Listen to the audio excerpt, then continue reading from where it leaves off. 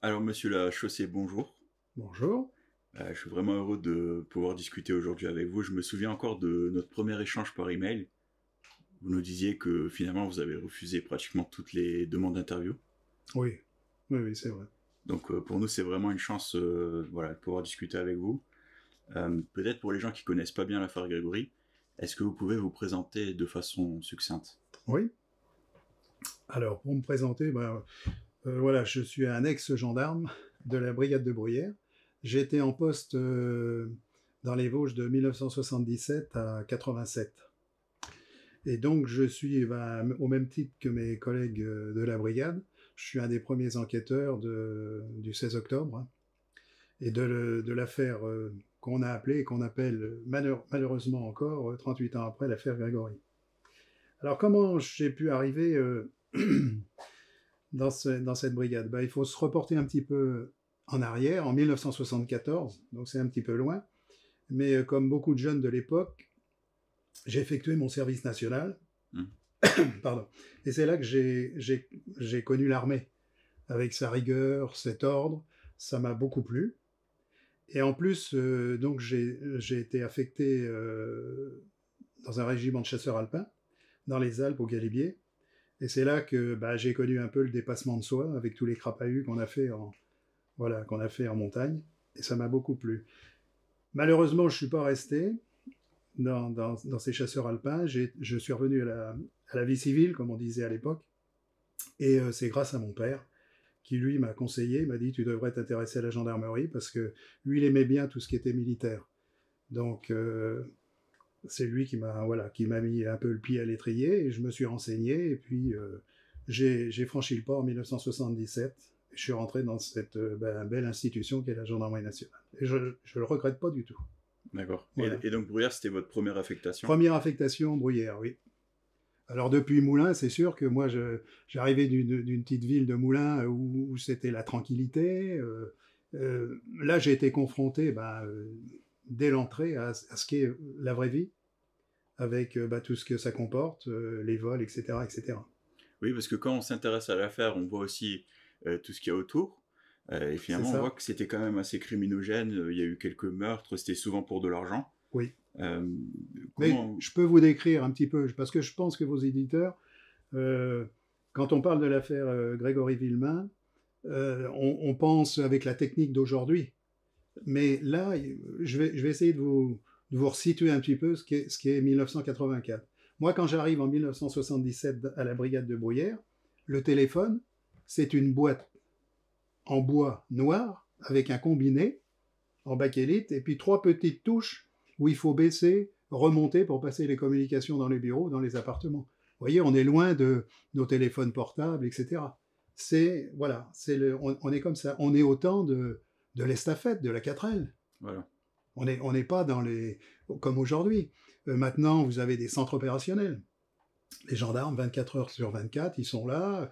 Nous aussi, on était là. Mais le téléphone, c'est à la maison. Donc jour et nuit, on est toujours on est toujours dans notre travail, quoi. Voilà un peu l'ambiance.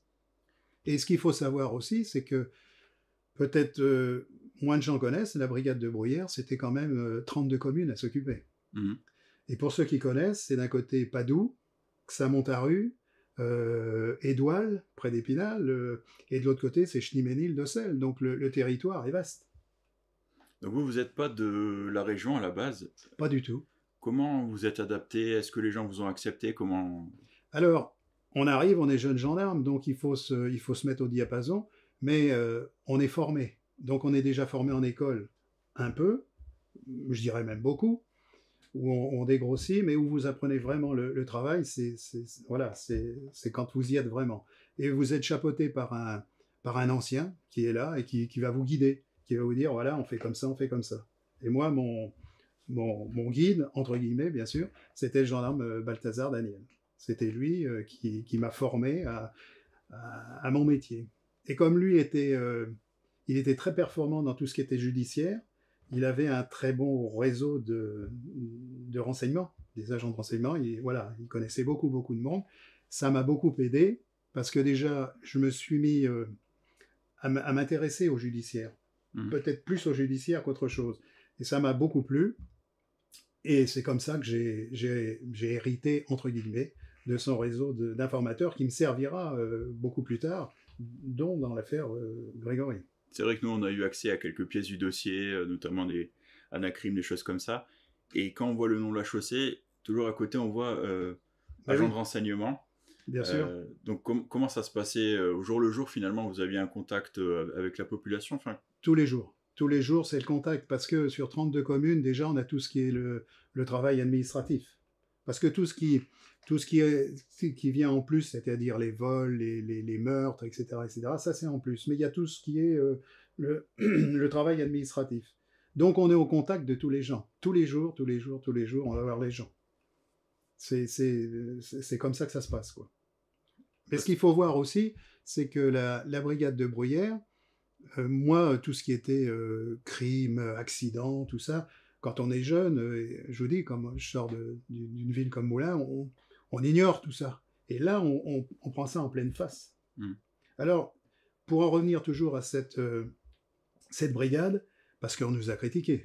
On nous a dit, oui, les gendarmes, ils sont pas aptes à faire des enquêtes comme ça. Bon, je pense que ce qui se passe en ce moment, et l'avenir nous a donné raison, je le pense. On en reparlera peut-être un petit peu plus tard. Mais il faut voir que la brigade de Bruyères, c'était des cambriolages dans les résidences principales, secondaires. Il y a beaucoup de résidences secondaires. Donc ça, c'est un volume de travail énorme. Mais il n'y a pas que ça. Avant que j'arrive, il y avait une jeune fille qui avait été retrouvée tuée dans une forêt, voilà, du côté de Schneemenil. Il y avait eu, qu'est-ce qu'il y avait eu du côté de Feilly? Il y avait un couple, je crois, sa mère et son fils avaient été tués. Voilà, donc c'était... on a eu pas mal de choses. On a eu aussi, l'année avant l'affaire Grégory, on a eu l'affaire de Laveline du Haut. Laveline du Haut, on en a souvent parlé d'ailleurs. Voilà, alors Laveline du Haut, je vais vous expliquer comment... Je vais vous décrire un petit peu, comme ça met un peu, pour vos auditeurs, le climat. On est juillet-août, donc au niveau personnel, on est réduit forcément, hein, il y a les vacances comme partout. Et donc là nous arrive cette grand-mère qu'on va retrouver chez elle, morte, étouffée. C'est sur les hauts de Laveline du Haut, donc les témoins, il n'y en a pas beaucoup. Et il va falloir se démener. On va chercher.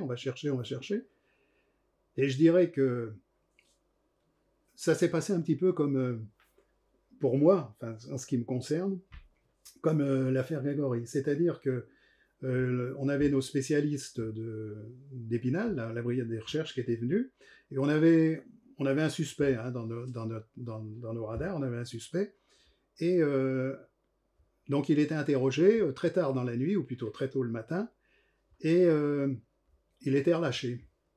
Mais moi, ça me contrariait, je pensais qu'il y avait quelque chose qui ne cadrait pas.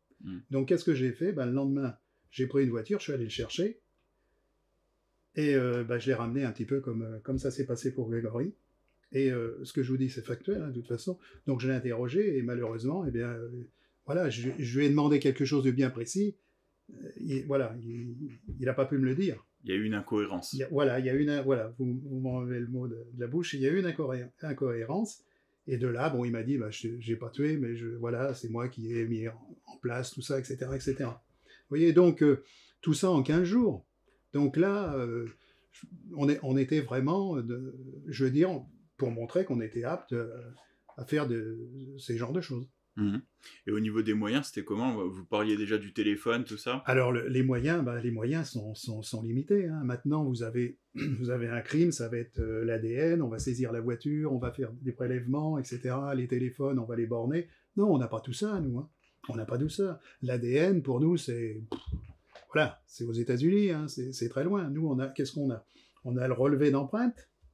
Voilà, c'est tout. S'il faut mettre des gens sous écoute, c'est très compliqué. Il faut l'autorisation du procureur, il faut que des techniciens viennent, c'est très compliqué. Mais on n'a pas grand-chose. Donc, jusqu'au 16 octobre, est-ce qu'à un moment ou un autre, vous avez imaginé que vous allez vous retrouver dans une affaire comme celle de l'affaire Grégory? Non, absolument pas. Hein. Non, on mène notre vie de tous les jours avec ce qui nous arrive. Hein. Ça peut être comme je vous dis, hein, de l'escroquerie, du vol... Bon, voilà. Puis il faut se remettre Dans le bain, je pense par exemple les interventions du samedi soir, parce que les bûcherons là-bas, souvent, voilà, c'est les bals populaires, donc ben, il va falloir mettre un petit peu d'ordre. Bon, la tenue est moyennement adaptée avec nos baudriers et tout, c'est un peu galère, hein. Mais c'est l'époque, c'est comme ça que ça se passe. Donc on se plaint pas, on fait notre travail avec les moyens qu'on a. Vous faites le travail avec les moyens que vous avez, et finalement, le 16 octobre. Alors arrive le 16 octobre, oui, ben, effectivement, là, mais pour en revenir à ce que vous disiez tout à l'heure, le 16 octobre pour nous, je veux dire, n'est pas une journée particulière. Bon, il y a ce fait qui va arriver, mais pour nous, ça fait partie de notre travail. Vous voyez. Moi, le 16 octobre, je suis de permanence à la brigade avec un de mes collègues, et c'est là que ça va vraiment débuter. C'est-à-dire que vers 17h45, je crois, c'est ça, je reçois un appel d'une dame qui s'appelle Monique Villemain. On lui demande, c'est mon collègue d'ailleurs qui l'a eu, je crois, donc lui demande où elle demeure. Elle nous dit oui, j'habite à Aumonzé, elle nous explique qu'il y a un enfant qui est disparu, etc. Donc nous, Aumonzé, Granges-sur-Vologne, Corcieux, pardon, BT Corcieux. Donc qu'est-ce qu'on fait? On lui dit à cette dame, il faut appeler la brigade de Corcieux, puisque votre commune dépend de là-bas. Parce qu'on avait toujours entendu finalement qu'elle avait d'abord appelé Corcieux et ensuite Bruyères. Donc là, finalement, elle aurait d'abord appelé Bruyères et ensuite Corcieux. Oui, c'est ça. Enfin, nous, quand on reçoit l'appel, c'est ce qu'elle nous dit. Du fait qu'elle nous parle d'Aumonzé, c'est la première chose qu'on lui demande. On lui demande Aumonzé, donc on la renvoie sur Corcieux. Voilà. Et donc, au téléphone, elle vous paraît calme, elle vous paraît énervée? Oui, assez calme. Assez calme. Pas comme Christine Villemain qui va nous appeler quelques minutes après. Là, c'est pas du tout le même appel. Là, c'est quelqu'un qui est en panique. En panique complet. Elle nous explique, voilà, mon enfant a disparu, on le trouve pas, mon mari vient d'arriver, il vient de repartir, etc. Elle nous explique. Là, voilà. Donc si vous voulez, du fait que M. Villemain reparte avec sa carabine, elle nous explique qu'il est parti chez les Jacquel, etc. Puis alors donc on se renseigne, les Jacquel, mais où ils habitent, etc. Donc elle nous dit Granges, donc on fait le nécessaire, on appelle tout de suite ce monsieur à Granges, on lui dit, voilà, vous barricadez, vous fermez, et puis bon, c'est ce qui arrive, il n'y aura pas de gravité dans la succession des événements là, ce soir-là. Et donc, c'est peut-être la première fois, enfin, ou peut-être pas d'ailleurs, hein, que vous entendez parler de ce corbeau, ou en tout cas de quelqu'un qui harcèle cette famille. Oui, mais pas tout de suite. Ce qu'il y a, c'est que là, on est concentré pour chercher l'enfant qui a disparu. Donc, qu'est-ce qu'on a comme moyen? La radio. Donc, on envoie une patrouille de 2 gendarmes qui vont directement chez monsieur et madame Villemain. Et bien sûr, ils commencent à chercher, ils vont chercher dans la maison. Première chose à faire, ils trouvent pas. Ils vont voir les voisins, ils vont agrandir le cercle, et voilà, et le temps passe, et on trouve pas. On trouve pas l'enfant. Donc là, tout le monde s'y met, les civils, les pompiers, les gendarmes, toutes les bonnes... toutes les forces vives, on va dire. Voilà, toutes les forces vives, voilà. Et on agrandit, et le temps passe, 19h, 20h, on trouve personne, et la nuit est tombée. Et voilà. Et forcément... Après 21h, on va découvrir le corps de Grégory dans la Vologne, malheureusement. Et donc vous, à ce moment-là, vous êtes sur place ou au standard? Alors, on bouge. Oui, nous, on est de permanence. Enfin, moi, je suis de permanence avec mon collègue. On ne bouge pas.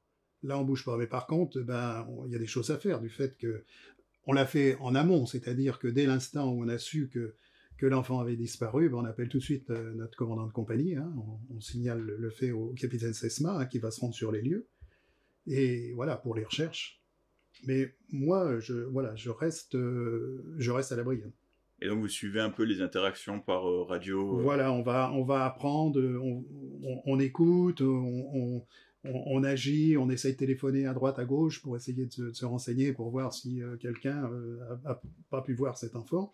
Et malheureusement, comme je vous disais, donc 21h, c'est la découverte macabre, avec cet enfant qui a les pieds et mains liés, la corde autour du cou. Voilà, c'est compliqué. Et votre sentiment à ce moment-là, est-ce que vous vous dites...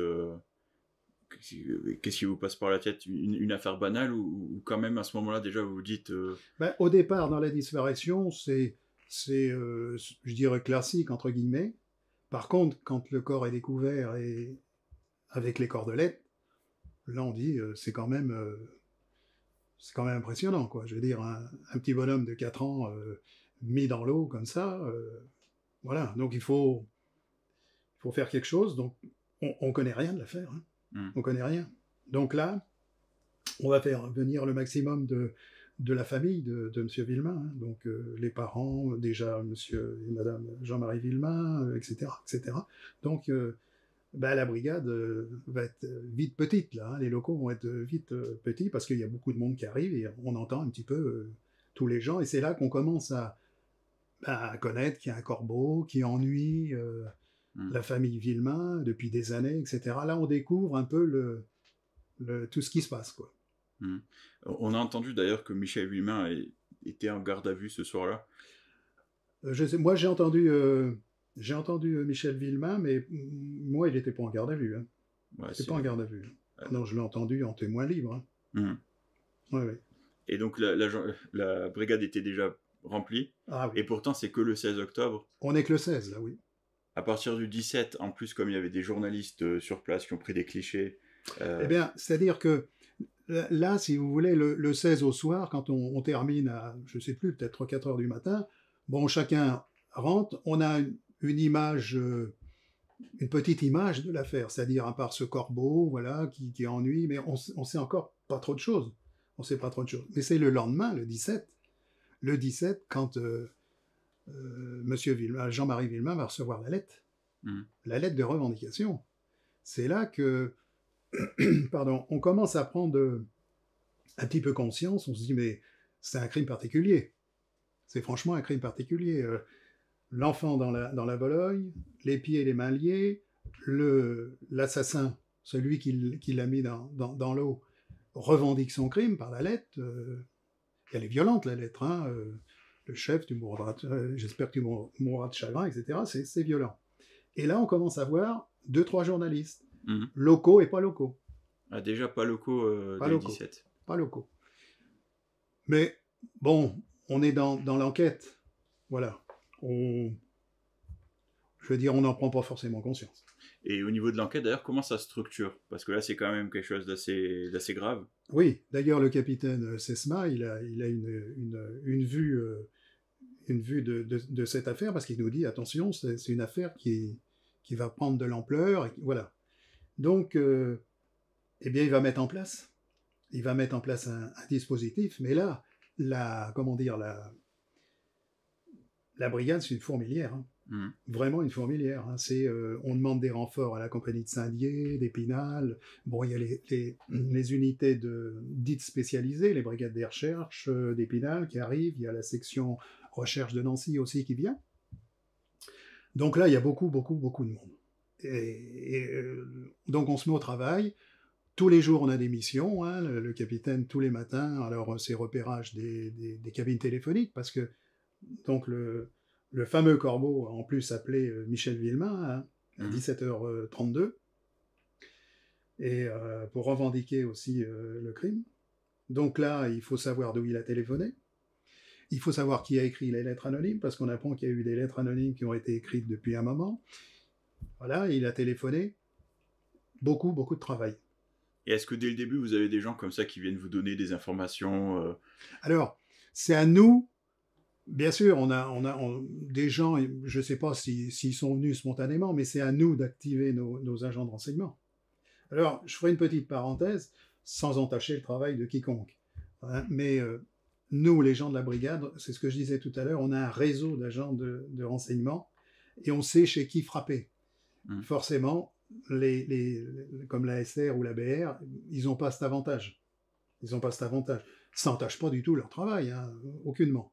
Mais nous, voilà, on va aller voir, on va aller taper aux portes, quoi. Et vous tapez aux portes, et qu'est-ce que vous apprenez finalement? Ben, on apprend. Alors, on apprend que la famille Villemain, ou grande famille, hein, famille Villemain, famille Jacob, etc., on essaye de décortiquer et surtout de savoir d'où proviendraient ces appels téléphoniques et ces écrits, de façon à identifier ce corbeau. Parce que au départ, voilà, c'est quand même le corbeau, on a une petite idée, enfin une petite idée. Je veux dire, on n'a pas d'idée sur les responsables du crime, mais on a l'idée que le corbeau puisse être l'assassin, puisque c'est lui qui embête ses familles depuis longtemps. Donc on essaye d'avoir du renseignement si quelqu'un connaît, voilà, ou a entendu parler de... C'est comme ça que ça se passe, quoi. Mmh. Mais ce qui va être déterminant, je pense, ça va être les expertises graphologiques. Mmh. Voilà. Ça, au départ. Voilà, donc on a souvent entendu parler de ces expertises. Mais peut-être avant aussi, donc vous avez été amené à confronter aussi Monique Villemain, Albert Villemain. Alors, oui, non, ces confrontations, vous voulez dire à la brigade pour les entendre? Voilà. Ah oui, ça a été fait déjà le 16. Mm. Le 16, ça a été fait, on a entendu pas mal de personnes de la famille Villemain. Mais après, on va étendre. Et on va aller les voir de nouveau. Parce que c'est complexe. C'est complexe, c'est très complexe, tous ces appels téléphoniques et ces écrits. Donc là, on va aller voir régulièrement Monique, Albert, etc. Il faut qu'on en sache un peu plus. Et comment vous les trouvez? Est-ce que vous avez l'impression qu'ils savent déjà quelque chose? Ou alors qu'ils sont vraiment complètement perdus c'est certain qu'ils ont le chagrin. Mm. Ils ont le chagrin de cet enfant qui est mort, toute la famille. Hein, ils ont le chagrin. Mais bien sûr qu'ils savent des choses. Et c'est spontané, je veux dire, sur le moment, c'est spontané. Ils essaient de regrouper tous leurs souvenirs et nous dire un maximum de choses afin qu'on puisse identifier ce corbeau, quoi. Mm. C'est spontané, là, oui. Mais si vous voulez, quand je dis c'est spontané, on leur pose quand même des questions. Mm. Hein, mais c'est par eux, on est obligé de passer obligatoirement par eux, parce que c'est eux qui en connaissent le plus. Et puis, je vous disais, il faut trouver aussi d'où provient la cordelette. C'est un élément important. Voilà, cette cordelette qui reviendra souvent. Voilà, la cordelette, il faut l'identifier, d'où elle vient, de quelle filature. Les nœuds, apparemment, ce sont des nœuds de tisserand. Mm. C'est un indice. Voilà, donc vous allez chercher. On va aller côté filature. On va grenouiller, comme on dit chez nous, pour essayer d'avoir le maximum de renseignements là-dessus. Donc c'est le côté là. Et il y a aussi cette lettre du 17 que reçoit Jean-Marie Villemain. Il va falloir faire quelque chose avec cette lettre. Alors on a reproché à la brigade des recherches d'Épinal, oui, les gendarmes, ils ont bousillé la lettre. Mm. Qu'est-ce que mes collègues avaient autre chose que la poudre magnétique? Bon, ils avaient que ça, hein. On peut pas leur reprocher. Ça part, je veux dire, ça part de la technique. C'est la technique de l'époque. On n'est pas en 2022 avec des techniques bien plus élaborées. Hein. Voilà. Donc il va y avoir des expertises. Et là, vous allez déjà avoir quelques noms. Alors voilà, alors on fait écrire un peu tout le monde. Hein. Il y a des textes qui sont mis au point en référence aux lettres anonymes qu'a reçues. Parce qu'il faut dire que une petite parenthèse, c'est que le corbeau s'acharne un peu plus sur Albert et Monique Villemain. Mm. Et quand on voit bien dans les lettres, Albert, Monique Villemain, et puis monsieur Jean-Marie Villemain, parce que Jean-Marie Villemain, on le considère hors norme, parce qu'il a réussi, voilà, c'est ce qui ressort un petit peu, hein, et que certains sont mis de côté. Tout à fait. Voilà, comme le bâtard, le fils illégitime, voilà. Donc c'est un petit peu dirigé là-dessus. Hein. Le corbeau nous renvoie un peu sur cette direction, volontairement ou involontairement, on ne sait pas trop. Donc il va falloir faire écrire un petit peu tout le monde et sortir quelque chose de cela. Voilà. Et donc là, vous allez avoir accès aux dictées du gendarme Ferruc, qui en avait fait quelques-unes. Oui. Parce qu'il avait un peu enquêté déjà sur. Il y a eu des précédents, oui. Mmh. Et donc vous allez continuer ce travail. Oui. Et soumettre donc ces dictées à des experts. Voilà, avec Madame Jacques Keller et Cédène Berrichon, je crois. Et effectivement, donc il va y avoir une réunion avec le capitaine Sesma et il y a un nom qui va sortir. Il y a un nom qui va sortir, une écriture qui s'approcherait le plus de la lettre du corbeau. Voilà. Donc le nom sort. Devient un petit peu suspect, il faut l'entendre. Donc, mais nous, si vous voulez, on a tellement de travail, de volume de travail, qu'on suit ça un petit peu de loin. Les écritures, c'est plutôt la SR, voilà, c'est les spécialistes qui vont s'occuper de ça. Et nous, bon, il y a les égos un petit peu hein, qui ressortent, hein, faut pas se le cacher. Entre nous, voilà, tout le monde veut essayer de réussir au mieux. Donc, les égos sont là. Voilà, mais ça n'entache pas le travail. Ouais, vous arrivez quand même à travailler ensemble, quoi. On arrive à travailler ensemble. Bon, et certains, voilà, je dirais, entre guillemets, ne mettent pas de bonne volonté à partager les renseignements. Mais ça, c'est de bonne guerre, ça a toujours été, ça sera toujours. Alors, vous allez aussi recevoir un appel, en tout cas, enfin, la brigade va recevoir un appel de Marie-Ange Laroche. Oui. Qui appelle donc depuis les Bédel, le oui, Bédel, le café, voilà. Le Bedel, oui. Voilà. Oui. Vous connaissiez ce café? C'est quoi l'ambiance un peu là-bas? Je connaissais pas. J'avais entendu parler, mais je connaissais pas. Donc là, vous allez recevoir cet appel. Voilà, Marie-Ange qui va parler des holards, qui va dire aussi que... Oui, voilà, elle nous donne quelques indications. Ça nous paraît pas très judicieux, si on peut dire ça, mais on va vérifier. On va vérifier. Donc, oui, parce que la question est importante que vous dites, parce qu'on a dit aussi, il a été dit que on est allé dans une seule direction, ce qui est totalement faux. Puisque, moi, je me rappelle, les holards, ils sont venus à la brigade, on les a interrogés, les pauvres, ils sont partis à 2-3 heures du matin sous les flashs des journalistes. Bon, on s'est aperçu que, voilà, ça collait pas. Il y a eu aussi Verdu, la piste Verdu. Voilà, la piste Verdu. Voilà. Donc, on l'a quand même, on est quand même allé dans cette direction, on n'est pas allé dans une seule direction. Et je rappellerai quand même que tout le monde était suspect au départ, y compris les parents.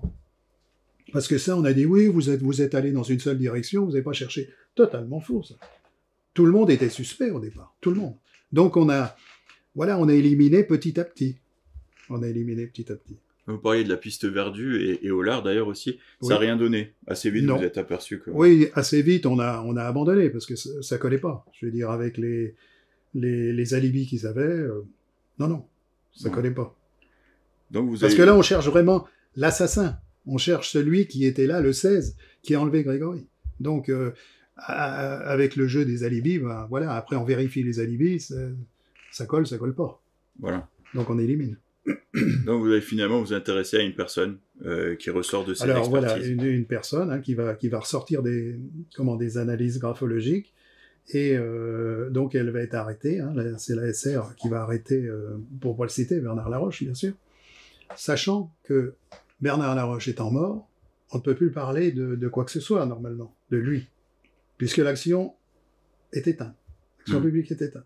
Ce qui est normal, il ne peut pas se défendre non plus. Mais ça fait partie de l'histoire, ce que je raconte là. Exactement. Ça fait partie de l'histoire. Donc vous interviewez de toute façon en tant que témoin historique de cette affaire.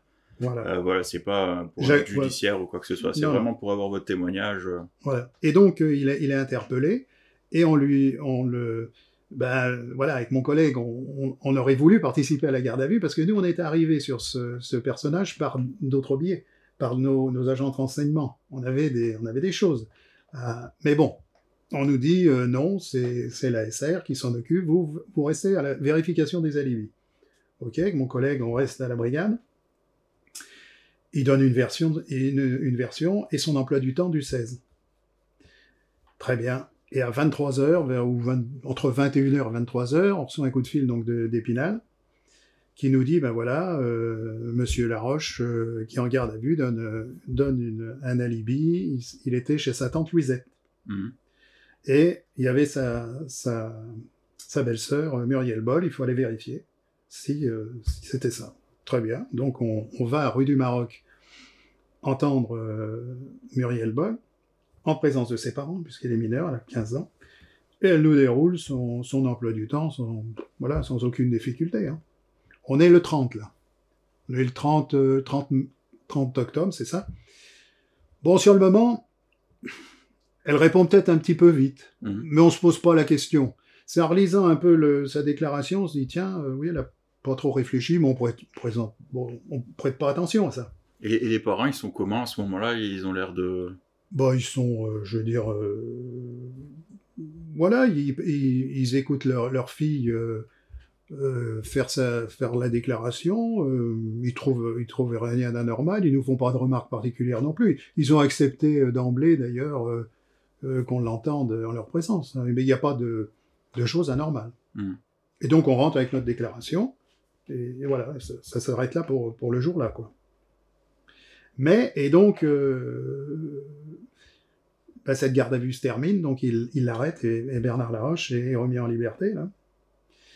Et en regardant, 2 jours après, en regarde les déclarations, et moi je m'aperçois, comme sûrement de mes collègues aussi, hein, il y a quand même une incohérence entre la déclaration de Bernard Laroche et de Muriel Boll.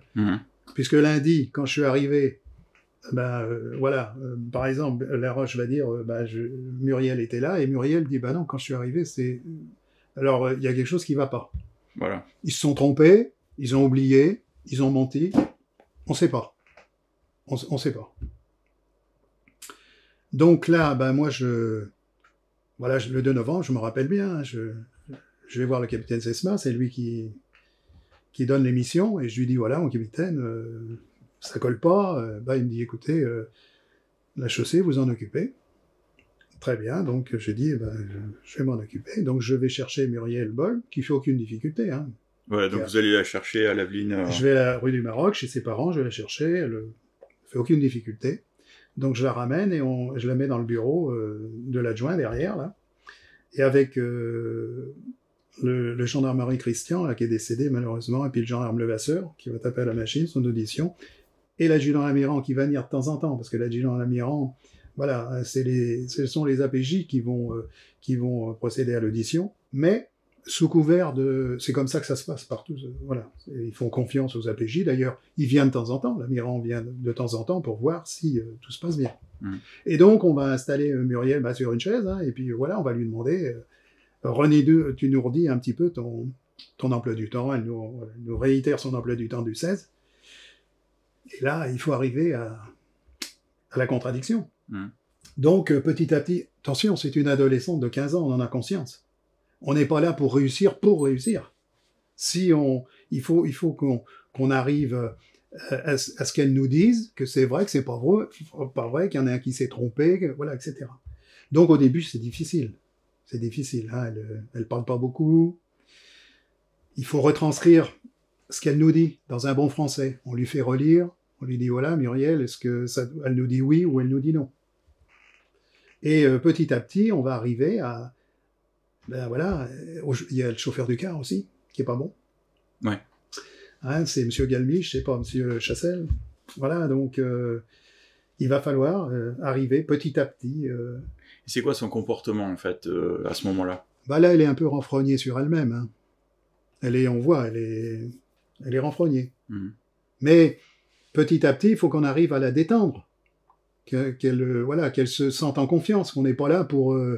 D'ailleurs, à la fin de sa déclaration, je lui redirai, mes collègues vont lui redire, l'adjudant, l'amiral lui redire, le capitaine Sesma lui dira, si c'est faux, si tout ce que tu nous as dit, c'est pas vrai, on prend la déclaration, on la met à la poubelle. Voilà. Donc, on la mène en confiance. Et elle va finir sur le « effectivement, j'ai menti », comme on va reprocher aux assises, on en reparlera, le SI sur interrogation. J'en reviens toujours au code de procédure pénale, c'est comme ça que ça se faisait à l'époque. Donc vous allez lui montrer cette contradiction, donc oui. Qui était là en premier, c'était pas le même chauffeur. En premier, c'est la contradiction chez la tante Louisette. Voilà, qui arrive en premier. C'est la première. Et là, comment ça se passe, en fait elle a du mal. Elle a du mal, hein, comme toutes les personnes qui ont un petit peu franchi la ligne blanche. Hein, donc il faut l'amener en confiance à dire, faut que tu nous dises la vérité. De toute façon, c'est pas ça. Qui a tort? Qui dit vrai, qui dit faux? Chauffeur de car, c'est pareil. Donc là, vous amenez ce deuxième élément, et là, par contre... Oui. Là, ça va matcher, comme on dit. Hein. Parce que, oui, elle va finir par dire, ouais, j'ai pas pris le car. J'ai pas pris le car, c'est mon beau-frère qui est venu me chercher. Alors, voilà, on m'a reproché à moi, comme à mes collègues, on m'a reproché que j'ai tout inventé, je l'ai forcé, je l'ai menacé, etc. Quel est l'intérêt pour moi et mes collègues, de forcer en plus une adolescente de 15 ans à dire ce qu'elle a dit si c'était pas vrai. Oui, parce qu'effectivement, il y a beaucoup de critiques aussi, hein, qui sont fondées ou pas d'ailleurs.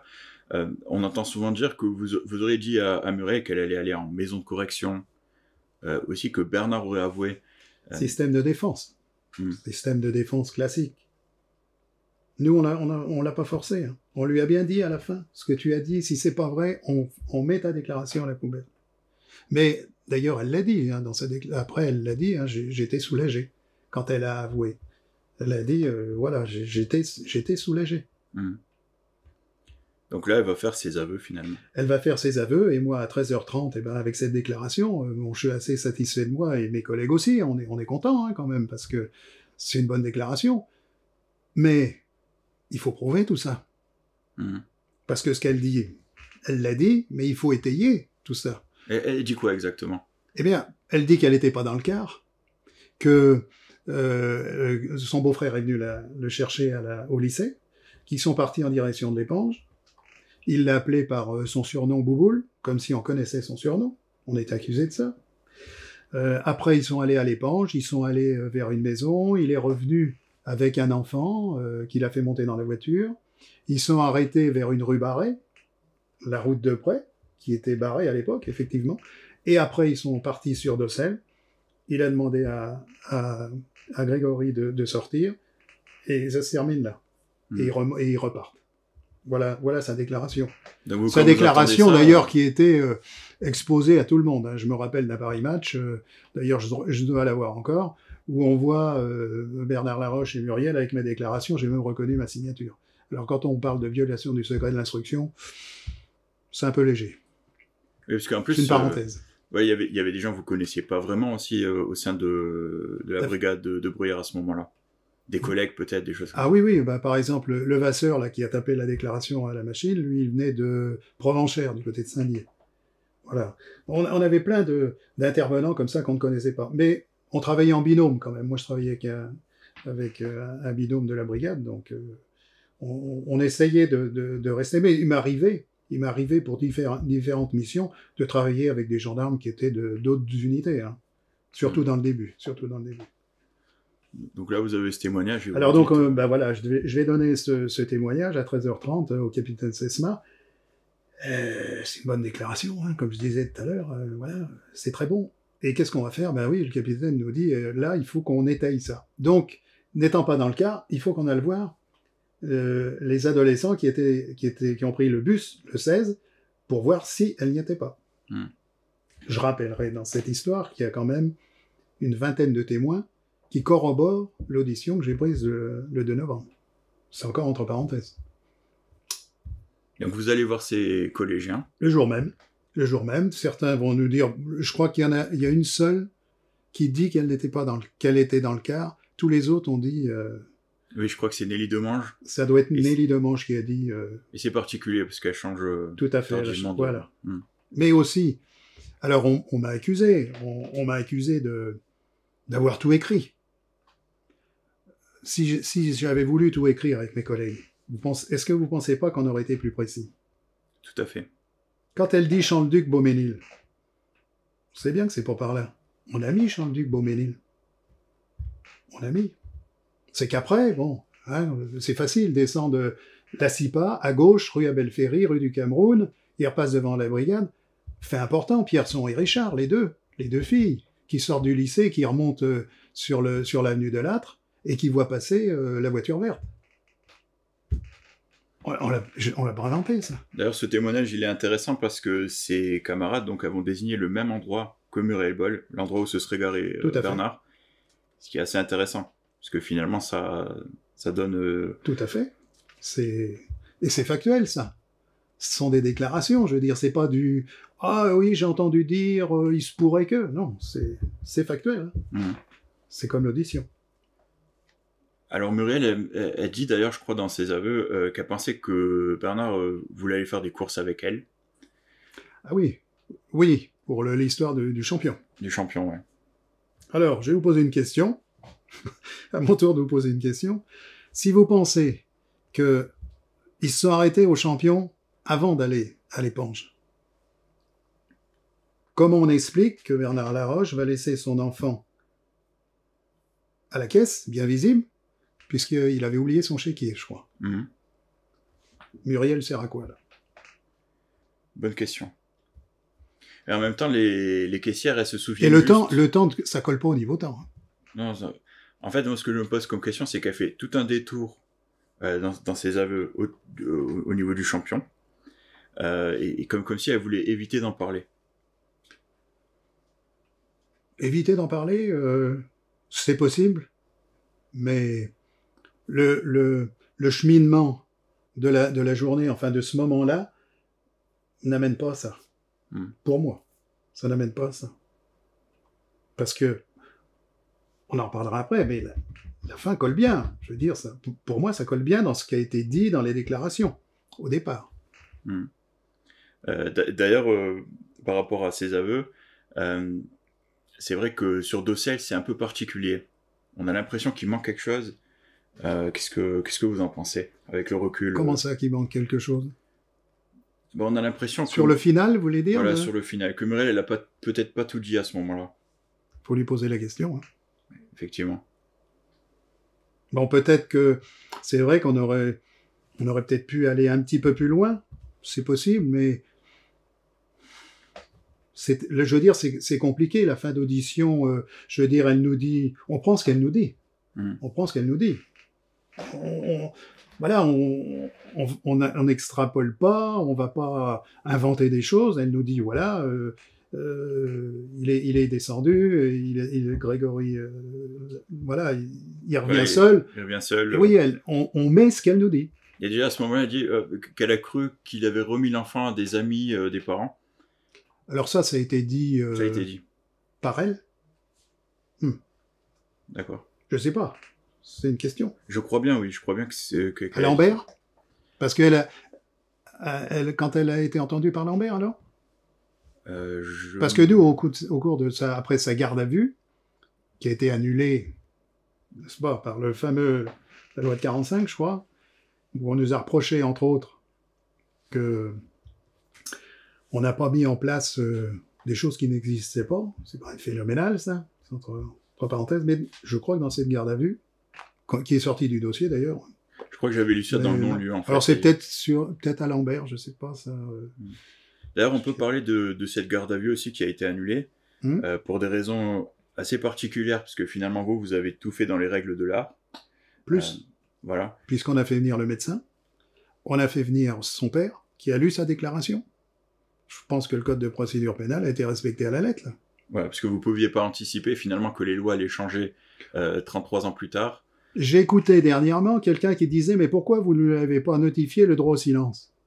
Le droit au silence n'existait pas. Comment faire une chose qui n'existe pas? C'est impossible. Voilà, c'est comme un roman de Kafka finalement. Tout à fait. C'est totalement impossible. Alors, Muriel, vous allez donc la ramener chez ses parents, je crois, hein, c'est bien ce qui se passe après. Voilà, oui, puisqu'on téléphone à monsieur le juge Lambert pour une confrontation, ce qui me semble quand même le minimum. Il nous dit non, remettez-la dans le milieu familial. C'est lui qui commande. On fait ça, on la ramène.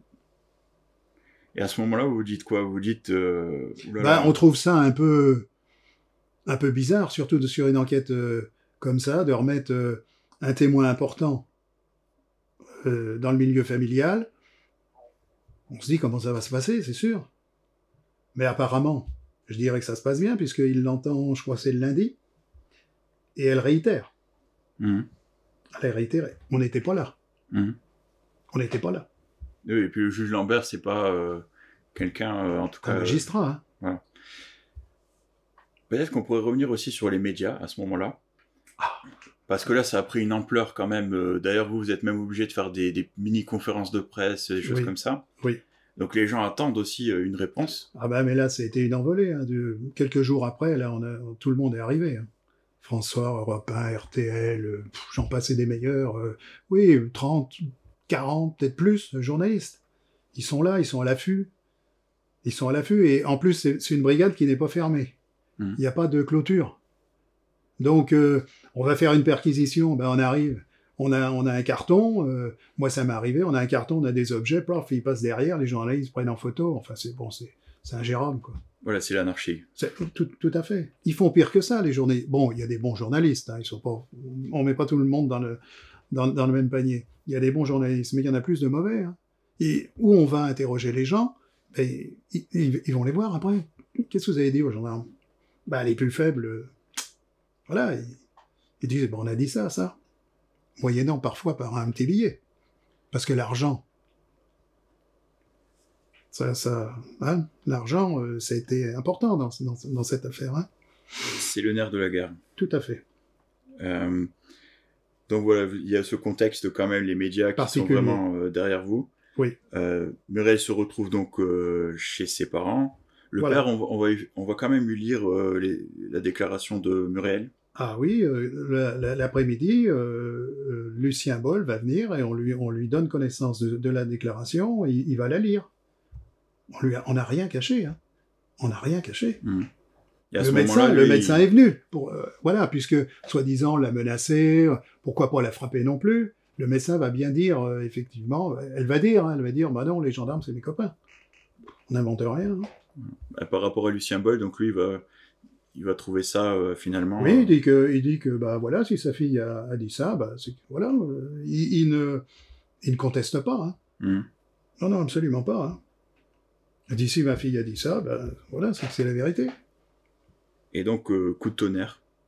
Coup de tonnerre, je sais plus la date là, le 3 ou le 4, non le 4-5, là, bah elle se rétracte, oui. C'est là que bah moi oui, je vois ça à la télévision là sur Antenne 2, je suis jamais allé à l'Épange, je dis qu'est-ce que c'est que ça, là et là, c'est un peu le coup de massue, quoi. Mais bon, connaissant un peu le milieu, voilà, on se doute un peu, bon, elle a 15 ans, alors est-ce qu'elle n'a pas subi des pressions ? C'est ce que dit un peu l'enquête actuelle. Et il y aurait eu une rouste... C'est ce qui a été dit. C'est ce qui a été dit. Il y a des témoignages des voisins. Peut-être. Voilà, il y a plusieurs témoignages qui vont dans ce sens-là. Mais en attendant, nous, on se dit, bah, ça va être compliqué. Ça va être compliqué. Ça va être compliqué à tout niveau. Ça va être compliqué au niveau enquête elle-même, parce qu'il va falloir repartir à zéro. Et ça va être compliqué notre profession. Parce que là, on devient des accusés. D'ailleurs, entre parenthèses encore, dans cette affaire, qui a rendu des comptes ? Qui ? Les gendarmes, ça c'est certain. C'est certain, parce que ces gens-là, ils ont porté plainte contre nous. Subornation de témoins, faux usage de faux, c'est grave, hein, c'est très grave. Ils sont allés jusqu'en cassation. Hein. Alors, à tous nos détracteurs, ben voilà, faut qu'ils aillent voir, ça doit être l'ordonnance du 30 mars 89, quelque chose comme ça, hein, où on a eu notre non-lieu et c'était reconnu que notre travail a été fait correctement. Alors, à tous ces gens-là qui nous critiquent, allez lire, c'est instructif.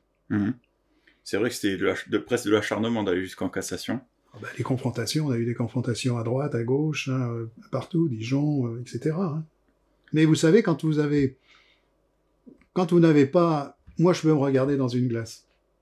Et mes collègues aussi. On peut se regarder dans une glace. Le travail qu'on a fait, on n'a rien à se reprocher. Et la preuve en est, c'est que 38 ans après, la déclaration, elle est toujours là. Pourquoi elle est là ?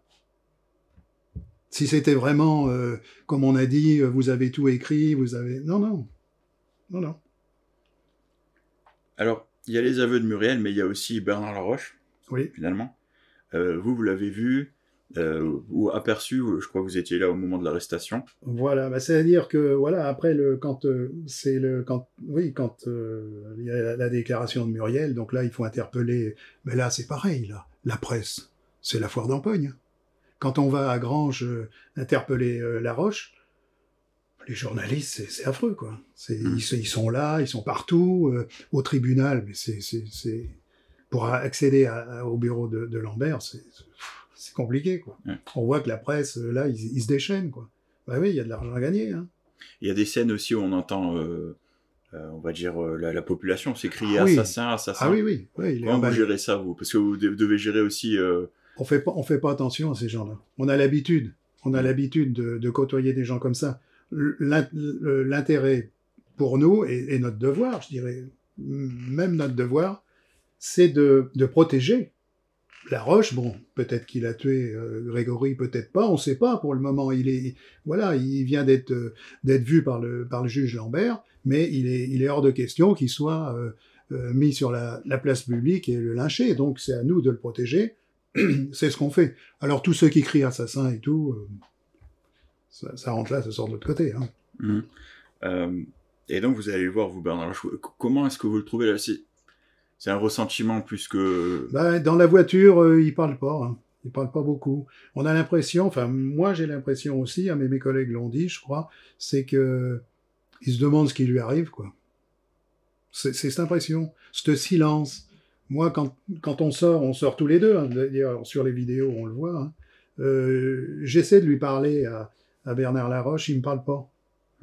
Il baisse la tête. Bon, alors, est-ce qu'il est intimidé par l'arrestation? Est-ce qu'il est préoccupé par autre chose? On ne sait pas. Mais voilà, c'est l'impression qu'il nous fait... je dirais pas qu'il est absent, quoi. Il se laisse faire. Hein. C'est le sentiment qu'on a quand on regarde même les images. Vous voyez, voilà, si vous avez le même sentiment que moi. Et vous, même en interne, en discutant avec vos collègues, tout ça, c'était quoi le ressenti général de ce personnage? Bah, c'est ça, je pense que ce que je disais tout à l'heure, c'est-à-dire qu'il est là, mais il est absent, quoi. Il parle pas. Il parle pas. Donc à ce moment-là, alors ce qui est étonnant, parce que quand vous arrêtez, moi je vois dans l'affaire de la vidéo, quand je suis allé chercher mon gaillard, là, je peux vous dire qu'il était virulent, lui. Je peux vous dire qu'il, comme on dit, il ruait dans les brancards. Hein. Et là, non. Non, il parle pas. Vous l'interprétez comment, vous, ça? C'est difficile, hein. Est-ce qu'il tient un silence volontairement? Est-ce qu'il n'a rien à voir à cette affaire? Est-ce qu'il est intimidé par l'arrestation? Est-ce que... C'est très difficile. Et il vous paraît intelligent? Je pense que oui, c'est quelqu'un d'intelligent quand même. Oui. Donc il comprend ce qui se passe, il est... Oui, je pense quand même qu'il... Oui, ouais. Oui, je pense qu'il... Je pense qu'il comprend. Enfin, il a le regard affûté et tout ça, ou c'est quand même... Ben, le regard, je ne peux pas trop dire. Hein, le regard, c'est surtout dans l'attitude générale, où il parle pas, quoi. On lui dit de se mettre là, il se met là, et voilà. Mais voilà, il ne parle pas. Donc Murray va se rétracter. Eh oui. Et nous, on va être inculpés. Vous allez être inculpés. Eh oui. Et là, ça va partir dans tous les sens, parce qu'on va commencer à accuser oui. la mère, hein, donc Christine Villemain. Ah ben là, c'est terrible, parce que déjà, on va être dessaisis. On va être dessaisis. En mars 85, on est dessaisis. Et là, c'est compliqué, parce que le SRPJ va prendre les rênes, là. SRPJ Nancy. Aucun contact avec eux. C'est un peu bizarre. Bon, peu importe. Et on voit bien quand même, par la presse, tous les jours, la presse, voilà, elle indique une chose sur Christine Villemain, deux choses sur Christine Villemain, et on oublie un peu Bernard Laroche. Voilà, et ça vient dessus, ça vient dessus, ça vient dessus. Qu'est-ce qu'on peut faire, nous? Rien. Rien du tout. Rien du tout. Voilà, donc vous voyez que ça monte crescendo. Ça monte crescendo, surtout dans la presse, et puis bon, ce que nous, on n'apprécie pas, enfin moi, j'ai pas apprécié, c'est qu'on a nos photos, on a nos noms, on nous dit, voilà, les gendarmes ont fait ci, les gendarmes ont fait ça, et on peut pas répondre. On peut pas répondre. Hein. Est-ce qu'à ce moment-là, donc vous êtes dessaisi, mais est-ce que vous continuez à faire votre enquête? Oui, parce que, enfin oui, normalement non.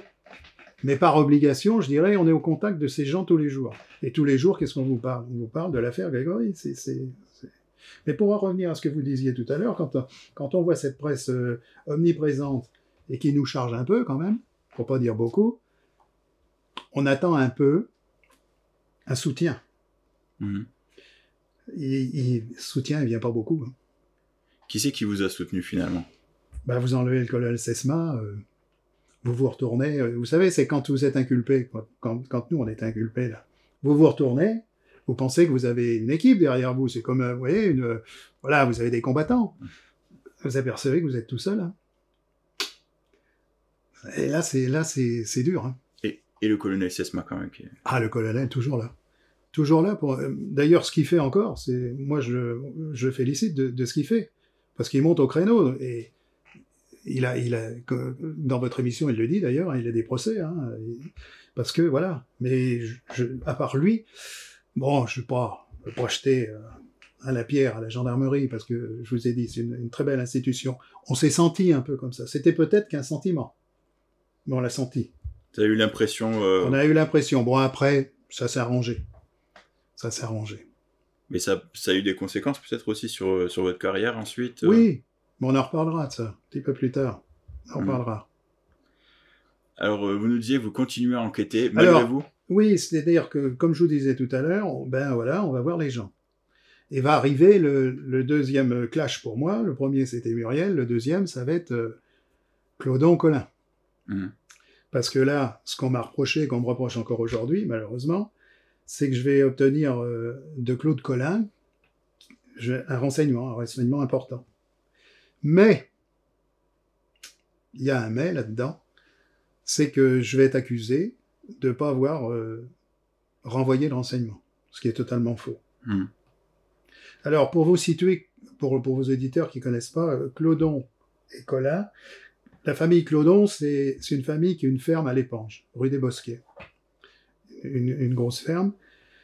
Et donc, il y a Jean-Louis, le père, Marcel, la mère, et puis Christian Clodon, qui est chauffeur de bus, qui fait le ramassage des écoles. Et intervient un autre personnage là-dedans, Claude Colin, qui est un ami, entre guillemets, de cette famille, mais qui est surtout contrôleur à la STAV, c'est une société de transport des Hauts-de-Vosges à Épinal, et donc il vient faire des vérifications sur le cas régulièrement. Et le 16, bon ben moi c'est pareil, j'apprends ça par mes agents de renseignement. Voilà, on me dit un jour, ben voilà, le Colin, il sait quelque chose.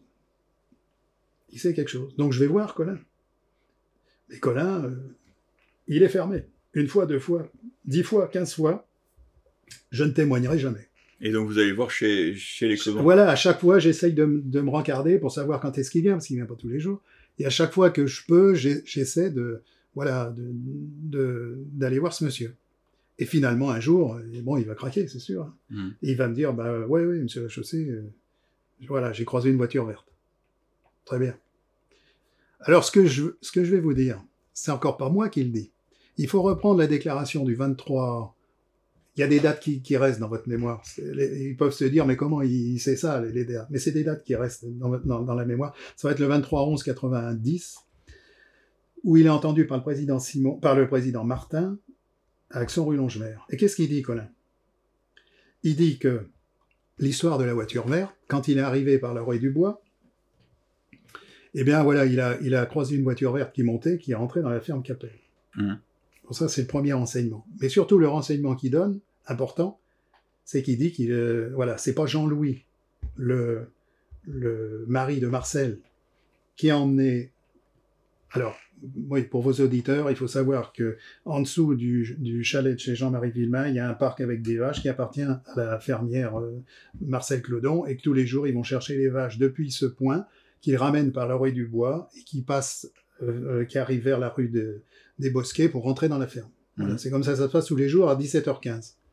Et ce jour-là, elle était dans un champ de carottes, Marcel, et elle arrivait, et ils étaient là en train de discuter, de boire le café, vous y êtes pas allé, etc., etc. Et Claude Colin, qui était là, qui était venu vérifier avant 16h25, parce que 16h25, c'est l'heure où part Christian Clodon, il lui dit, écoute, Marcel, je vais t'emmener, c'est ma route, et voilà, il monte le chemin, ils partent ensemble, et là, ils se trouvent nez à nez avec une voiture verte. Alors, ça veut dire que d'emblée, il vous a parlé du croisement. D'emblée, il m'a parlé du premier croisement. Donc, c'est 16h30 et c'est au niveau de la ferme Capel. Voilà, 16h30, ferme Capel. Ça, c'est le premier. Mais dans sa déclaration, c'est ce que je dis, c'est factuel devant le président, il rajoute tout ça. Il rajoute que c'est lui qui l'a emmené, emmené Marcel, qui se sont trouvés face à face avec une voiture, qui avait une rouquine dans la voiture. C'est lui qui le dit, hein, c'est pas moi, hein, c'est factuel. Hein, c'est Colin qui le dit. On a un article de Jean Car de 85. Donc c'est sous anonymat, mais en fait c'est Claude C. et il y a une photo de Christian Clodon aussi, qui veut rester anonyme, mais il y a sa photo, avec un contrôlographe. Oui. Et donc là, il parle déjà de ce croisement Capel à 16h30. Oui. Et c'est intéressant parce qu'en plus, il va même mentionner une Peugeot 305 verte. Tout à fait.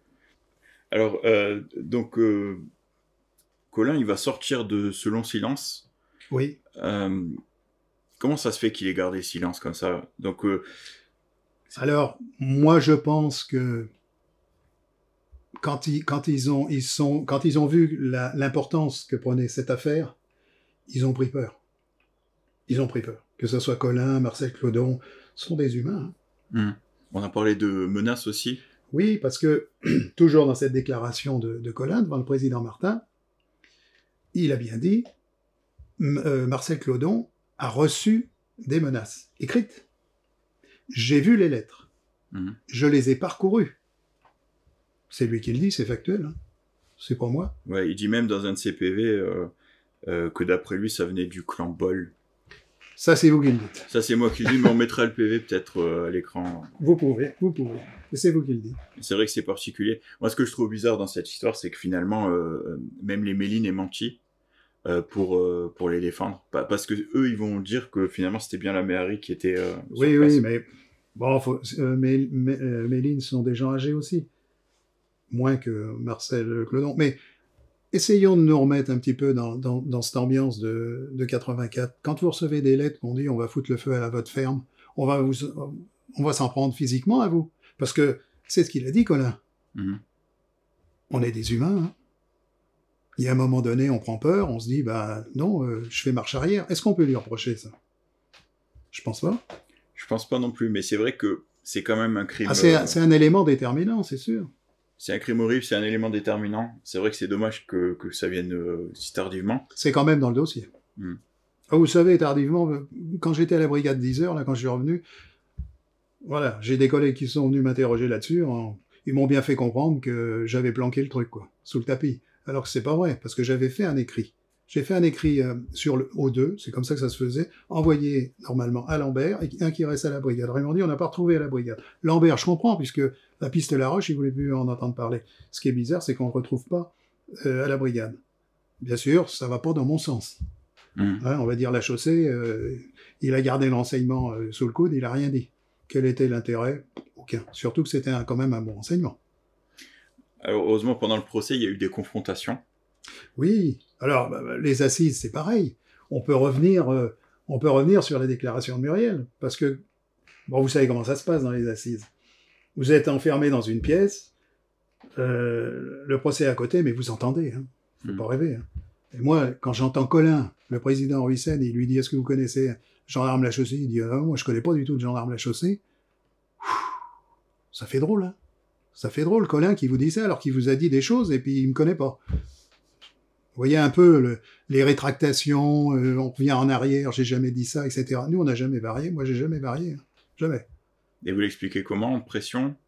Bien sûr. Pression. Bah, oui, pression, de toutes sortes. Parce que c'est pareil. Les avocats, là, quand je passe à la barre, on m'attaque sur quoi? Sur la forme de la déclaration. On m'attaque sur la forme. On m'attaque jamais sur le fond. On me dit pas pourquoi il est passé là ou vous êtes passé là. Non, on dit, monsieur La Chaussée, à quelle heure elle a avoué, Muriel? Moi, je sais pas. C'est pas prévu dans le code de procédure pénale. Deuxième avocat, à quelle heure elle a avoué? Troisième, heureusement que le ministère public, monsieur Cohn, là, le magistrat, dit stop, vous avez demandé au gendarme La Chaussée 3 fois la même question, vous avez répondu, vous changez. Mais on change pas. On va changer, mais on m'a jamais sur le fond. Jamais sur le fond. On peut se poser des questions.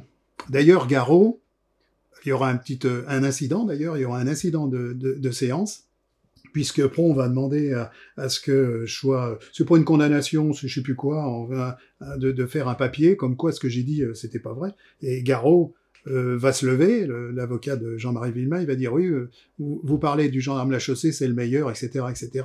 Ce que vous oubliez, c'est que vous vouliez l'envoyer 20 ans aux travaux forcés.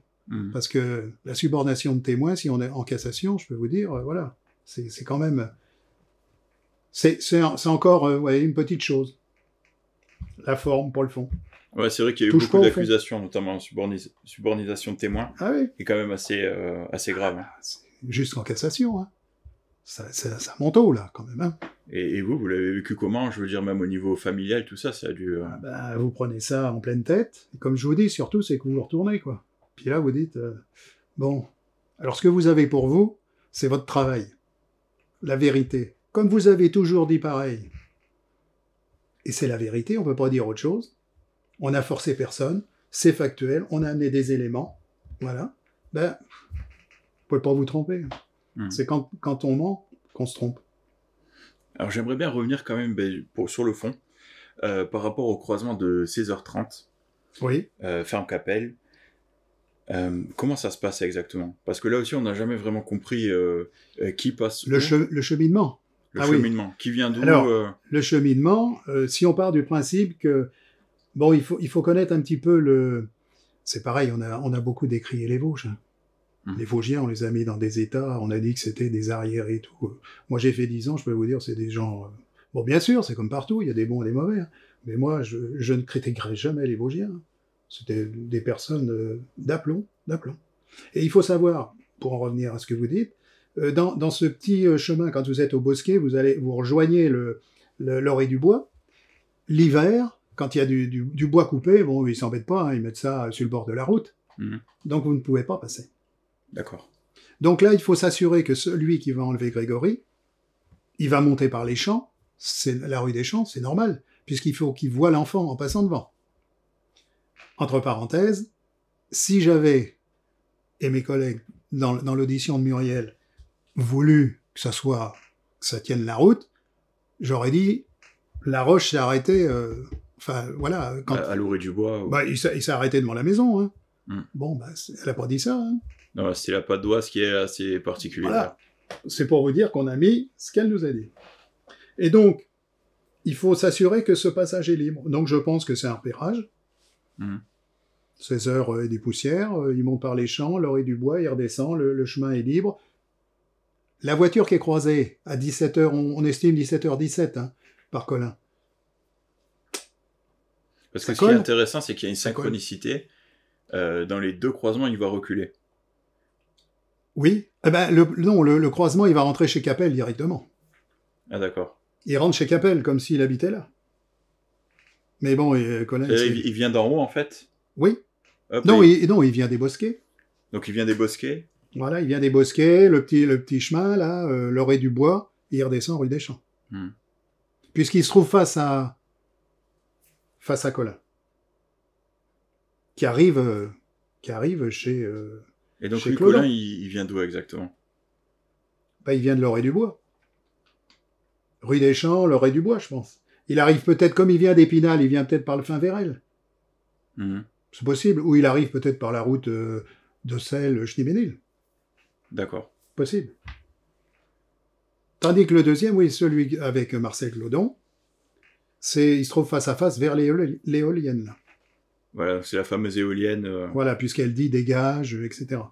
Mais c'est vrai ça, d'après vous, qu'elle dit dégage, ou ça a été... Ouais, moi je pense que Colin, il a dit la vérité. Bon, après, Marcel, bah, moi je vais pas la charger. Hein. Je vais pas la charger, c'est humain. Quand on est menacé de mort, c'est une femme, hein, elle se rétracte. Bon, mais bon, Colin, il le dit. Restons sur Colin. On peut peut-être parler aussi de Jean-Louis Claudon, qui lui va parler de deux voitures. Va dire que Colin Claudon lui aurait parlé de deux véhicules. J'ai entendu ça. Non, moi je suis pas au courant de ça. D'accord. Enfin, non. Je suis pas au courant de ça. À vérifier, j'ai pas les sources. Ouais, parce que là, non, ça me dit rien, ça. D'accord. Et comment ça s'est passé après? Est-ce que vous êtes resté en contact avec les Claudon ou... Oui, toujours. Toujours, ça reste... bon, voilà, on se... Comment dire, on se connaissait d'avant. Je vois pas pourquoi je serais pas resté. Après qu'ils restent sur leur position en disant ouais, c'est pas vrai, Marcel, c'est Jean-Louis qui l'a emmené. Voilà. On a expliqué tout à l'heure hein, pourquoi cet état de fait est comme ça maintenant, quoi. Mais bon, restons sur la déclaration de Colin. Bon, il a pas inventé, hein, puisqu'il voulait rien dire en plus. Hein. Il savait bien. D'accord. Alors, vous aviez plusieurs agents de renseignement. Hein. Ah oui. Et il y en a un aussi qui est assez connu. Alors, on va partir à Docelles. Oui. C'est Michel Cornili. Alors là, oui, bien sûr. Alors là, vous faites allusion au président Simon. Enfin, je suppose. Parce que Cornilly, c'est un peu associé à ce que... Parce qu'il faut dire que le président Simon, c'est quand même un grand magistrat. Franchement, c'est quelqu'un de hors norme qui a laissé sa vie. Je pense que Grégory... ça a été compliqué, hein, surtout sur la fin pour lui, mais c'est un homme... franchement, voilà, si on aurait eu comme magistrat, dès le début, je pense pas que vous seriez là, hein, à mon avis. Il était très proche. Voilà. certaines personnes, on va dire en tout cas. Et alors, justement, vous faites allusion à ça, et bon, il a émis une hypothèse. Elle vaut ce qu'elle vaut. Je pense que, en plus venant d'un homme comme ça, il faut la respecter et essayer de voir si c'est vrai ou si c'est faux. Donc il faut des preuves. Et si on va sur la piste qui semble se dessiner, voilà, sur la nouvelle enquête, moi je parlerai de Corneiller. Corneiller a été beaucoup décrié, comme agent pas fiable, etc. Pour moi, ça a été toujours un agent fiable. Comment vous l'avez rencontré déjà? Ben, je l'ai rencontré avec mon ami Daniel Balthazar. C'est lui qui m'a... Voilà, tous ces agents de renseignement, j'ai hérité de ça, quoi. Mmh. Donc c'est lui qui m'a... Voilà. Et vous donnez quoi comme renseignement? Ça se passait comment, en fait Ah, mais avec Daniel Balthazar, si vous vouliez, le renseignement, c'est personnel. Moi, il m'arrivait... Les gens savaient qu'on patrouillait ensemble. Mais si quelqu'un était un agent de renseignement de Daniel Balthazar, il me le donnait pas. Il venait me voir, il me dit, est-ce que Daniel est là? Ben non, mais vous pouvez. Non, je le verrai. Mmh. Vous voyez, l'agent de renseignement, c'est personnel. Et donc, moi, j'ai hérité de tout ça, tous ces agents. Et donc, vous en avez hérité. Enfin, comment ça se passait? C'était quoi le contenu de ces renseignements? Enfin... Ça pouvait être n'importe quoi. Ça pouvait être pour un vol, quelqu'un qui avait vu quelque chose. Je vous ai rien dit. J'ai vu ça. Mmh. Ça peut être n'importe quoi. Et donc là, Michel Corneiller... Et donc, Michel Corneiller, moi, je dis que pour moi, c'était un agent fiable. Le 16 octobre, 16h40, il y a une personne qui vient boire une bière. Il connaît pas, il n'est pas de sa clientèle. Il reste quelques minutes, il paye, il ressort. Il vient à 17h, il paye sa bière d'avance, il se met à la table face à la pendule. Il est nerveux, c'est ce qu'il dit, c'est pas moi. Il est nerveux. Qu'est-ce qu'il attend? Qu'est-ce qu'il attend, cet homme-là? Il est le bon jour, dans le bon créneau? Alors, comme dirait Deepak Chopra, simple hasard ou coïncidence? Je dirais que les deux sont possibles. Voilà. Et tout à l'heure, vous parliez du juge Simon, donc vous avez eu l'occasion de le rencontrer aussi? Oui. Ben ça, je pourrais vous donner une anecdote, hein, parce que, bon, quand vous allez voir Lambert, c'est pas la même musique. Moi, quand je suis allé voir le président Simon, qui m'a convoqué, ben vous attendez sur votre banc, là, avec votre képi entre les jambes, comme on dit, et puis vous êtes un peu fébrile, parce que vous dites, comment ça va se passer? Et quand la porte s'ouvre, vous avez ce grand bonhomme aux cheveux blancs qui s'approche de vous, il vous serre la main, et il vous dit, moi c'est ce qu'il m'a dit, hein, il m'a dit, Monsieur Lachaussée, je suis content de vous rencontrer, on a beaucoup de choses à se dire. Mmh. Ben, je peux vous dire que là, vous êtes à l'aise. Et vous rentrez dans le bureau, vous avez besoin de personne derrière, là. Vous êtes à l'aise. Un grand homme.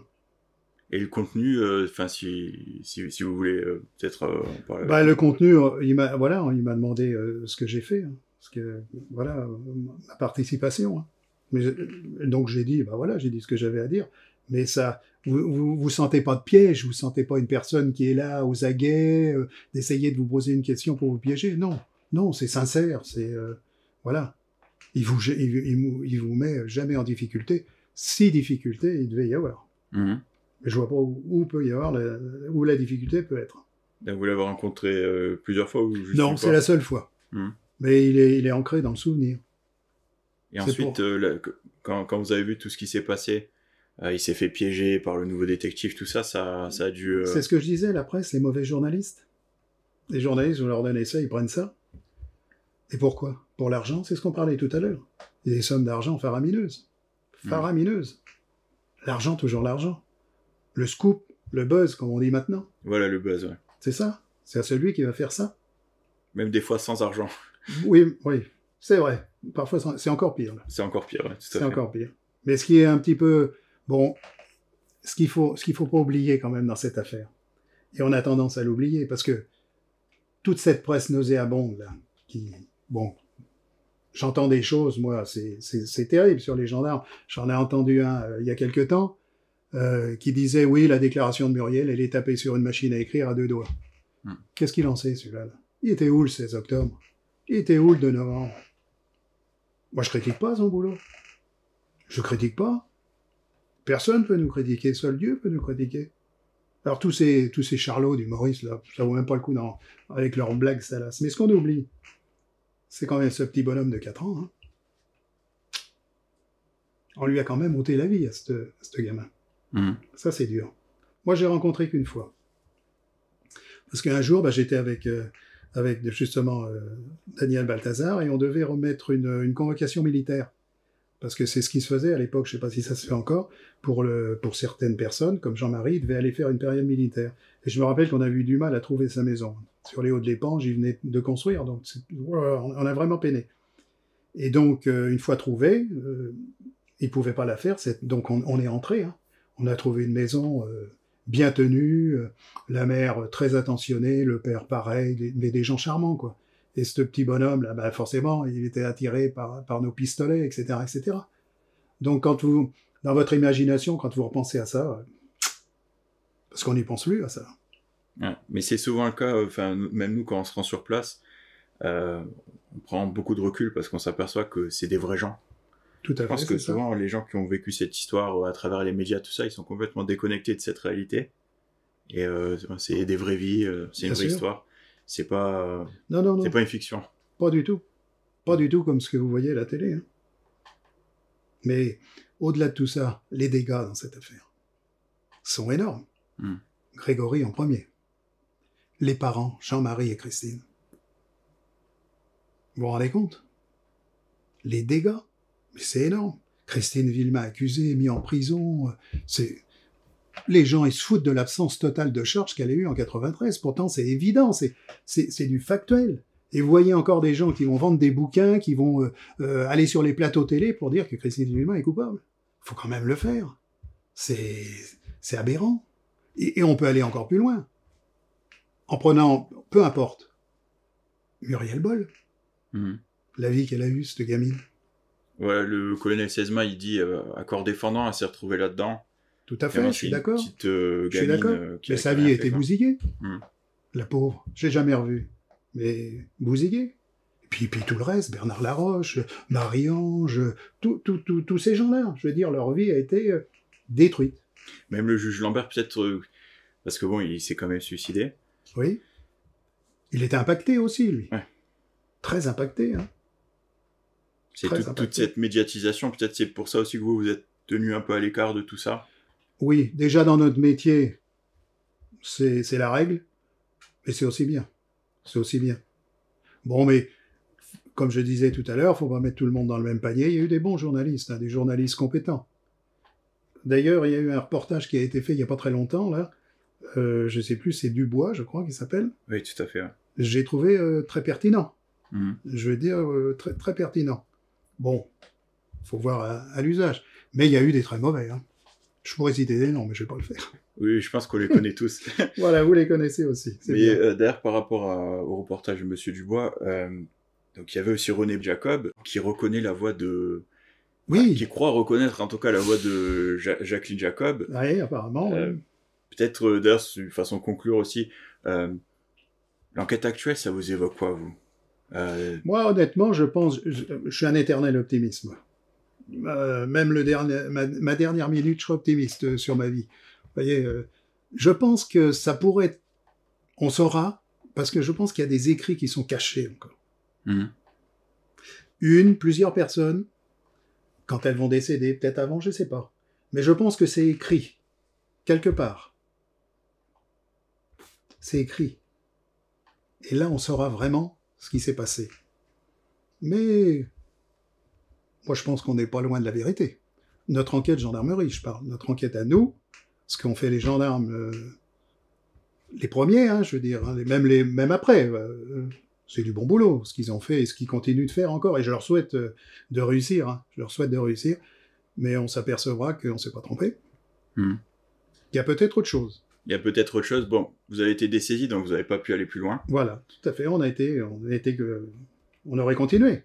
On aurait continué. Bon, le président, comme je vous ai dit, le président Simon, il émet une autre hypothèse. Je la respecte. Par contre, il faut des preuves. C'est toujours ça. Il faut des preuves. Tout à fait. Toujours, toujours, toujours. Alors, avant de conclure, quand même, il y a un personnage aussi, c'est Roger Jacquel. Est-ce que vous avez eu l'occasion de discuter avec lui Non, jamais. Non, j'ai eu beaucoup avec, avec sa fille, la Liliane, Mhm. et son mari, Jackie, mais lui, non, jamais. Vraiment jamais. Et Liliane et Jackie, ils étaient comment Vous savez, moi, je suis allé les voir souvent, hein, dont je suis resté un jour, un après-midi, hein, tout au début, parce que moi, je pensais vraiment que je me suis dit, le corbeau, voilà. Parce que le corbeau, on ne sait pas qui c'est, hein. Officiellement, on ne sait pas qui c'est. Et il a besoin de reconnaissance, ce corbeau. On sent une reconnaissance de ce qu'il mérite, c'est son ressenti, hein. Enfin, moi, là, une petite synthèse des appels et des écrits, c'est ce qu'on ressent. Et je sais pas, vous voyez, c'est. Mais pour en revenir à Liliane et à Jackie, bon, c'était des gens brisés, hein. ils étaient brisés par l'affaire. Ben, Jackie, il était brisé parce que, avec toutes les histoires, hein, du fait que c'était un enfant illégitime. Mhm. Donc ça l'avait beaucoup marqué. Et puis Liliane, bon, elle avait reçu des appels, des tas d'appels aussi, hein. J'ai vu pleurer cette femme, hein. Tous, moi je pense que tous, que ça soit, on prend tous les enfants Villemain, et puis on élargit au Jacob, ils ont souffert, ces gens. Mhm. Et ils souffrent encore. C'est vrai qu'en plus, tous leurs secrets intimes sont un peu divulgués comme ça. Tout est à jour, là. Tout est à jour. De la chose la plus banale à la chose la plus... vous voyez, hein, on parle du temps de Marcel Laroche, on parle du temps d'Albert Villemain, Alors, moi je pense que l'origine, il faut se resserrer sur les années 50, 60, 70. Je pense que l'origine, voilà, il y a quelque chose là-dedans, dans tout ce qui s'est passé. Mhm. À mon Et avis. il s'en est passé des choses. Et il s'en est passé des choses, parce que la famille est très grande. Un élément aussi intéressant, c'est cette lettre de revendication finalement. Oui. Comment vous interprétez le fait que, voilà, on est quasiment sûr, en tout cas, qu'il y a un lien avec le crime et cette lettre, hein, puisque, Oui, forcément, oui. voilà. Pourquoi la poster à l'éponge? C'est quand même C'est le lieu le plus près, après l'enlèvement. Non, mais c'est quand même une grosse prise de risque d'aller la poster à l'endroit où Je suis on d'accord a enlevé, avec vous. L'enfant est toujours là. Alors que la lettre, dit autre chose. on peut se poser une question. Vous parlez de ça. On peut aller beaucoup plus loin. C'est vrai, pourquoi l'éponge? Effectivement. L'enfant n'est pas mort. Mais on peut se poser la question du coup de fil, chez Michel. Mhm. Je l'ai étranglé. Il n'a pas été étranglé, visiblement. Alors, qui écrit la lettre? Celui qui écrit la lettre, il sait forcément qu'il va mourir. Mhm. J'ai pris le fils du chef, etc. Je veux dire, voilà, il est mort. Dès l'enlèvement, il est mort. Donc celui qui a la lettre, est-ce qu'il sait vraiment qu'il va mourir? Il peut pas savoir, hein. Et celui qui téléphone, j'ai étranglé, je l'ai jeté dans la bagne. Pas bon? Pas bon. Alors est-ce que... On parle de complot, là. On en est là. Le complot, comme dans toute affaire judiciaire, quand il y a des complots, chacun sait ce qu'il doit faire. Alors est-ce que c'est pas le cas, là? Un enlève, un tue? Question insoluble, pour le moment. Alors reste la question de la coordination. Parce qu'ils n'ont pas de téléphone portable. Bien sûr. Donc, on sait, celui qui téléphone, il sait. Il sait. Mais pourquoi il dit je l'ai étranglé? C'est pas vrai. C'est pas vrai. Ça pourrait être un indice que ça n'a pas encore été fait. Oui, ou alors celui qui enlève ne tue pas. Voilà. Mais est-ce que celui qui enlève téléphone, on ne sait pas. Il y a plein de choses comme ça qu'on ne sait pas. Ouais, c'est comme les probabilités mathématiques, en fait, il y a plein de théories. Hein. Mais oui, c'est pour ça que... Voilà, le dossier, il est comme ça. C'est pour ça qu'encore une fois, si on avait voulu tout écrire, on aurait été beaucoup plus précis que ça. Hein. Donc, mais soyons optimistes. Si les machines à voyager dans le temps existaient, est-ce que est-ce que vous changeriez des choses? Est-ce que vous ferez certaines choses différemment? Ou est-ce que tout resterait pareil? Non, non, non. Si, je changerais peut-être la fin de la déclaration. Voilà, je poserais peut-être une question plus précise. Mhm. Effectivement. Effectivement, d'ailleurs, qu'on m'a reproché. Dans le SI.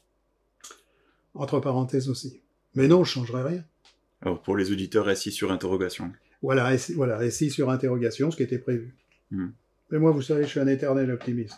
Alors, ouais, vous savez, dans mon roman La saga de Diego Garcia que j'ai écrit, vous allez voir, c'est paradoxal, je mets toujours une citation d'un journaliste américain. C'est quand même paradoxal, vu les relations que j'ai avec la presse. Et c'est Norman Cousin. Et Norman Cousin, il dit toujours, l'espoir est la chose la plus importante de la vie, ce qui est quand même très important. Elle procure aux êtres humains le sentiment d'avoir un but et l'énergie d'aller de l'avant. Et je trouve que c'est très, très réel pour cette affaire. Tout à fait. J'allais vous demander d'ailleurs pour conclure... Eh ben voilà ma conclusion. Je pense que c'est une très belle conclusion. Monsieur Lachaussée, je vous remercie. C'est moi, je vous remercie. Et peut-être à la prochaine. Pourquoi pas.